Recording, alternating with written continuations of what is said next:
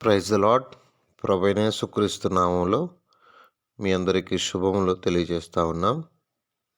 మా ప్రియమైన దేవుని బిడ్డలారా, అందరు బాగున్నారా? అందరూ చక్కగా దేవుని రాకడ కొరకు సిద్ధపడుతున్నారని మనస్ఫూర్తిగా నమ్ముతూ ఉన్నాం. ఈ భూమి మీద మన గుడారమైన ఈ నివాసం ఒకానొక దినాన శిథిలమయ్యే పరిస్థితి. అయితే మనకు నివాసములను ఏర్పాటు చేయడానికి యేసుక్రీస్తు వారు చెప్పి వెళ్ళారు. అనేక నివాసం నా తండ్రి ఇంట ఉన్నాయని చెప్పాడు. కాబట్టి మన గురి, మన లక్ష్యం ఆయన రాజ్యమే. రండి, ప్రకటన గ్రంథము 19వ అధ్యాయము 1వ వచనం చదువుతున్నాను. ప్రభువును స్తుతించుడి, రక్షణ, మహిమ, ప్రభావములు మన దేవునికే చెల్లును. ప్రభువును స్తుతించుడి. ఇక్కడ ఒక సమూహం, బహుజనుల వంటి సమూహం, అంటే ఒక జన సమూహాన్ని చూస్తున్నాం. అంటే రక్షించబడినటువంటి ఒక సమూహం చూస్తున్నాం. ఆ సమూహము ఎంతగా ఘనపరుస్తున్నారో, ముఖ్యంగా ఇలా ఘనపరిచిన సందర్భం ప్రకటన గ్రంథంలో మనం కానీ చూస్తే 4వ అధ్యాయంలో చూస్తాం. మొదట 4వ అధ్యాయము, ప్రకటన గ్రంథము 4వ అధ్యాయము 11వ వచనం చదువుతున్నాను. 10-11 కలిసి ఉన్నాయి.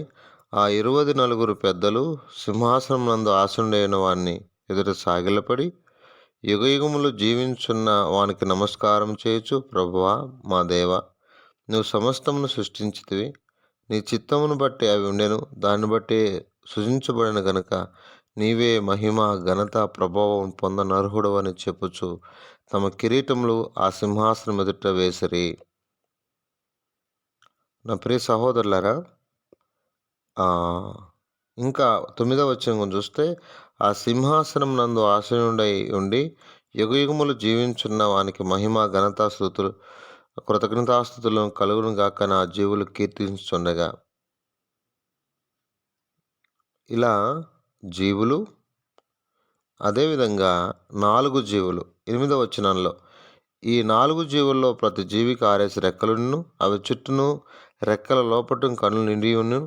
అవి భూత, వర్తమాన, భవిష్యత్తు కాలంలో సర్వాధికారి దేవునకు ప్రభు పరిశుద్ధుడు, పరిశుద్ధుడు, పరిశుద్ధుడని మానక రాత్రింబగళ్ళు చెప్పుచుండెను. కాబట్టి జీవులు, 24 పెద్దలు, అంత మాత్రమే కాదు, ఇక ఈ జన సమూహం అనగా 5వ అధ్యాయంలో చూస్తాం. 5వ అధ్యాయంలో కూడా అక్కడ మనం స్తుతిస్తున్నట్టు మనం చూస్తాం, దేవుని గణపరుస్తున్నట్టు మనం చూస్తాం. 12వ వచనం, 11-12, మరియు నేను చూడగా సింహాసనమును జీవులను పెద్దలను ఆవరించి ఉన్న అనేక దూతల స్వరం వినబడెను. వారు లెక్క కోట్ల కొలది ఉండెను. వారు వధింపబడిన గొర్రెపిల్ల శక్తియు, ఐశ్వర్యమును, జ్ఞానము, బలము, ఘనతయు, మహిమయు, స్తోత్రం పొందడానికి గొప్ప స్వరముతో చెప్పుచున్నది. అంతటా పరలోకమందును, భూలోకమందును, భూమి కింద సముద్రములోనూ ఉన్న ప్రతి సృష్టము అనగా వాటిలోనున్న సర్వమును సింహాసనాసీనుడైన వానికి గొర్రెపిల్లకును స్తోత్రమును, ఘనతయు, ప్రభావం యుగయుగములు కలుగును గాకని చెప్పుట వింటిని. ఆ 4 జీవులు ఆమెన్ అని చెప్పగా ఆ పెద్దలు సాగిలపడి నమస్కారం చేసిరి. కాబట్టి దూతలు, కాబట్టి ఆయన రక్తంలో కడగబడిన వారు, అర్థమైందా? ఇలా గుంపులుగా దేవుని ఆరాధిస్తున్నట్టు చూస్తూ ఉన్నాం. ప్రభువును స్తుతించుడి అని ఫుట్నోట్లో హల్లెలూయా అని ఉంది. హల్లెలూయా అంటే అర్థం ఏంటంటే, ఇది 2 హీబ్రూ పదాల యొక్క కలయిక. ముఖ్యంగా హల్లేల్ అంటే స్తుతి అని, యా అంటే యెహోవా అని, యెహోవాకు స్తుతి అని ఒక అర్థం ఇచ్చేటువంటి పదం. యెహోవాకు స్తుతి అని అర్థం. కాబట్టి నా ప్రియ సహోదరులారా, దేవుణ్ణే వారు స్తుతిస్తున్నట్టుగా, దేవుణ్ణే ఘనపరుస్తున్నట్టుగా మనం చూస్తాం. అంటే గుంపులుగా దేవుని వారు ఘనపరుస్తూ ఉన్నారు. ఇక్కడ మనం చదివితే 19వ అధ్యాయంలో మొదటేమో జనసమూహం యొక్క గొప్ప స్వరం ఏంటండి? అది ప్రభువును స్తుతించుడని. రెండోది ఇక్కడ మనం చూస్తే ఆ 24 పెద్దలు 4వ వచనంలో ఉంది. ఆ 24 పెద్దలు 4 జీవులు సాగిలపడి ఆమెన్ ప్రభువును స్తుతించుడి అని చెప్తున్నారు. ఇలా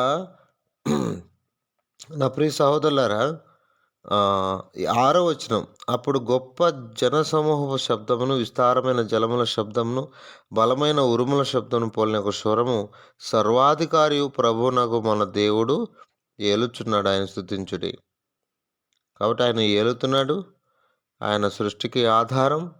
ఆయనే సమస్తానికి ఆధారభూతుడు గనుక మనం ఆయన స్తుతించాలి అన్న విషయం అర్థమవుతుంది. ఆ సింహాసనములో నుండి కూడా ఒక శబ్దం వినబడుతుంది. ఆ శబ్దమే దేవుని స్తుతించుడి అని. నా ప్రియ సహోదరులారా, ఎందుకు దేవుని స్తుతించాలి? ఆయన స్తుతించడానికి గల కారణం ఆయన సృష్టికర్త కాబట్టి మొదటిది. రెండోది, ఆయన మానవులందరి కొరకై సర్వ మానవుల యొక్క పాప క్షమాపణ నిమిత్తమై వధించబడ్డాడు కాబట్టి. అంత మాత్రమే కాదు, తన బిడ్డలైనటువంటి విశ్వాసుల్ని భారీగా పోల్చి వారిని తన శిలువ కార్యము ద్వారా పవిత్రపరుస్తూ వచ్చాడు, పరిశుద్ధపరుస్తూ వచ్చాడు. 6-7 వచనాలు నేను చదువుతాను, వినండి. పరిశుద్ధపరుస్తూ వచ్చాడు. అప్పుడు గొప్ప జనసమూహపు శబ్దమును, విస్తారమైన జలముల శబ్దమును, బలమైన ఉరుముల శబ్దమును పోలిన ఒక స్వరము, సర్వాధికారి ప్రభునకు మన దేవుడు ఏలుచున్నాడు, ఆయన స్తుతించుడి. గొర్రెపిల్ల వివాహోత్సవ సమయం వచ్చినది. ఆయన భార్య తాను సిద్ధపరచుకొని ఉన్నది కనుక మనం సంతోషపడి ఉత్సహించి ఆయన మహిమ పరిచితమని చెప్పగా వింటిని. మరియు ఆమె ధరించుకున్నట్టుకు ప్రకాశములను నిర్మలమునైన సన్నపునార బట్టలు ఆమెకి ఇవ్వండి. అవి పరిశుద్ధుల నీతి క్రియలు. వింటున్నారా? అంటే పరిశుద్ధపరిచాడు. మానవ జీవితం పాప పంకిలమై పతనావస్థలో ఉంటే, ఈ పతనావస్థలో ఉన్న పాప పంకిలమైన మానవ జీవితాన్ని రక్షించిన ఏకైక రక్షకుడు దేవుడు. అందుకే ఆయన స్తుతించాలి. అర్థమైందా? ప్రకటన గ్రంథం 7వ అధ్యాయంలో నేను చదువుతున్నాను, జాగ్రత్తగా ఆలకించండి. 9వ వచనం, అటు తర్వాత నేను చూడగా ఇదిగో ప్రతి జనము నుండి, ప్రతి వంశము నుండి, ప్రజల నుండి, ఆయా భాషలు మాట్లాడు వారిలో నుండి వచ్చి ఎవడును లెక్కింపజాలని ఒక గొప్ప సమూహం కనబడెను. వారు తెల్లని వస్త్రము ధరించుకున్న వారై ఖర్జూరపు మట్టలు చేతపట్టుకొని సింహాసనం ఎదుట గొర్రెపిల్ల ఎదుట నిలబడి, సింహాసనాసీనుని మా దేవునికిని గొర్రెపిల్లకును మా రక్షణకై స్తోత్రమని కేకలు వేశారు. అర్థమైందా? దేవుడు రక్షించాడు కదా. ఆ తెల్లని వస్త్రాలు ధరించుకున్న వారు ఎవరో తెలుసా? 13వ వచనంలో ఉంది, పెద్దల్లో ఒకడు తెల్లని వస్త్రం ధరించుకుని ఉన్న వీరెవరు, ఎక్కడి నుండి వచ్చిరని నన్ను అడిగాను. అందుకు నేను, అయ్యా నీకే తెలియనగా అతడు ఇలాగ నాతో చెప్పాను, వీరు మహాశ్రమంలో వచ్చిన వారు, గొర్రెపిల్ల రక్తంలో తమ వస్త్రం వద్దుకొని తెలుపు చేసుకునేది. ఎవరంట వీళ్ళు? యేసుక్రీస్తు రక్తంలో కడగబడిన వారు. అందుకే ఆయన స్తుతించాలి. సింహాసనాసనుడైన మా దేవునికి నీ గొర్రెపిల్లకును మా రక్షణకై స్తోత్రమని గట్టిగా దేవుని ఆరాధిస్తూ ఉన్నారు. ఇక్కడ దేవదూతలు, జీవులు, ఆ సింహాసనం నుండి వచ్చిన స్వరం అని చూస్తున్నాం. 24 పెద్దలు చూస్తున్నాం. రక్షణ పొందిన ప్రజలను మనం చూస్తున్నాం. వీరందరూ ఒక్కటే మాట దేవుని స్తుతిస్తూ ఉన్నారు. ఈరోజు సంఘాలు జరుగుతుంది ఏంటి? దేవుని స్తుతిస్తూ ఉన్నారా? ఒక సహోదరుడు ఇలా అన్నాడు నాతో, అండి ఈ సహవాసం చాలా బాగుంటుంది. అయితే వీరిలో ఉన్న ఒక చిన్న బలహీనత నేను చెప్తాను అన్నాడు. అన్నా చెప్పన్నా అంటే ఓపెన్గా చెప్తున్నాను. హెబ్రోన్ సహవాసం చాలా బాగుంటుంది. అయితే ఒక విషయాన్ని నేను చెప్పాలనుకుంటున్నాను. ఏంటన్నా, ఆరాధన చేసేటప్పుడు అందరూ బయటికి పోతూ ఉంటారు. అందరూ బయట పోయి ముచ్చట్లు పెడుతుంటారు. ఇది కరెక్ట్ కాదు కదా అన్నాడు. అన్నా నిజమే, కొన్ని సంఘాల్లో అయితే ఎవరు పోనివ్వరు, సేవకులు తెలిసిన వారు ఖచ్చితంగా కూర్చోబెడతారన్నా అని నేను చెప్పాను. అంటే మనం వెళ్ళేదేంటి? వెళ్ళేది దేనికోసం? మనం వెళ్ళేది దేనికోసం? ప్రభువుని ఆరాధించడానికి.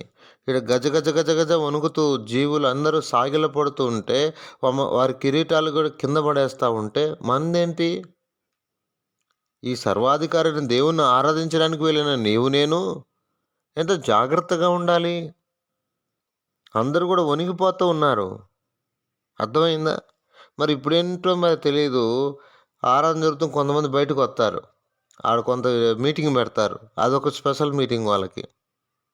ఎవరు చెప్పాడు? ఎవరు నేర్పించాడు? ఆరాధన అయిపోయేంత వరకు కూడా బయటికి రాకూడదు. సాగిలపడ్డారు వాళ్ళు. సాగిలపడ్డారు. దేవుడే మహిమ, ఘనత, ప్రభావములకు అర్హుడు ఆయనే అని చెప్పి 24 పెద్దలు, జనసమూహము, అర్థమవుతుందా, దూతలు, జీవులు అందరూ సాగిలపడితే దేవుని ఘనపరుస్తూ ఉంటే మనోళ్ళు పోయి ముచ్చట్లు పెడతారు. ఏం నేర్చుకున్నాం? ఇదేనా? నీకు కావాలంటే బయటికి వెళ్ళాలి, ఏదైనా పని ఉంటే మళ్ళీ ఒక పాట పాడతారు. ఆ పాట సమయంలో పోయి బయటికి పో, ఏదైనా ఉంటే నీ పని చూసుకొని రా. అంతేగాని ఆరాధన చేసేటప్పుడు సాగిలపడి ఉండాలి, దేవుని గణపరచాలి. బయటికి వెళ్ళొచ్చా? కాబట్టి ఈ సృష్టికర్త అయిన దేవుణ్ణి, ప్రాణమిచ్చిన ప్రాణప్రియుణ్ణి జాగ్రత్తగా ఆరాధన చేద్దాం. మన రక్షణకు కారణభూతుడు, సర్వాధికారి. కాబట్టి నా ప్రియ సహోదరులారా, క్రైస్తవ సమాజమా, జాగ్రత్తగా ప్రభువుని స్తుతిద్దాం. జాగ్రత్తగా ప్రభువుని, ఇంతగా పరలోకములో ఇంత స్తుతి జరుగుతుంటే మనల్ని ఇంత అందంగా సిద్ధపరిచి తను తాను మన కొరకై గాయపరచబడి ఆయన రూపాన్ని మనకిచ్చి ఇంతగా మనల్ని సిద్ధపరిచినప్పుడు ఆయన్ని ఎంత ఆరాధించాలి? పాపభూయిష్టమైన లోకంలో పాపములో చెడిపోయి పడిపోయి పతనావస్థలో ఉన్న మనల్ని ఇంత చక్కగా దేవుడు సిద్ధపరుస్తున్నాడు. ఎంత బాగా సిద్ధపరుస్తున్నాడంటే మన పాప బతుకుల్ని పరిశుద్ధమైన నీతి క్రియలతో అలంకరిస్తూ ఉంటే ఆరాధించకుండా ఎలా ఉండగలం? చక్కగా ఈ దినం ప్రభుని ఆరాధిద్దాం. రండి ప్రార్థన చేసుకుందాం. పరిశుద్ధమైన తండ్రి, కృపగలిగిన దేవా, నేను ఎంతో స్తుతిస్తూ మాతో మాట్లాడుతూ వచ్చినందుకే నిన్ను ఘనపరుస్తూ మా ప్రియులందరినీ, వారి కుటుంబాలు కూడా దీవించమని, అందరూ కూడా నీ కృపగలిగిన హస్తాలకు అప్పగిస్తూ, నీ దయగలిగిన హస్తాలకు అప్పగిస్తూ ప్రతి ఒక్కరు కూడా చక్కగా నేను స్తుతించడానికి, ఆయన పరలోకంలో జరుగుతున్న ఆరాధన నిజంగా భూమి మీద నీ ప్రజలైన మేము నాయన నేను ఆరాధించు, వారు ఆత్మతో సత్యముతో ఆరాధించాలని చెప్పారు. చక్కగా ఆరాధించడానికి మమ్మల్ని అందరినీ సిద్ధపరచండి. ఎవరైతే ప్రతి అవసరతలు కోరుతున్నారో వారి ప్రతి అవసరత కూడా తీర్చండి. ముఖ్యంగా మొదట నిన్ను ఆరాధించే వారికి సిద్ధపరచమని యేసు ప్రభు నామములో ప్రార్థన చేసి వేడుకుంటున్నాం తండ్రి. ఆమేన్.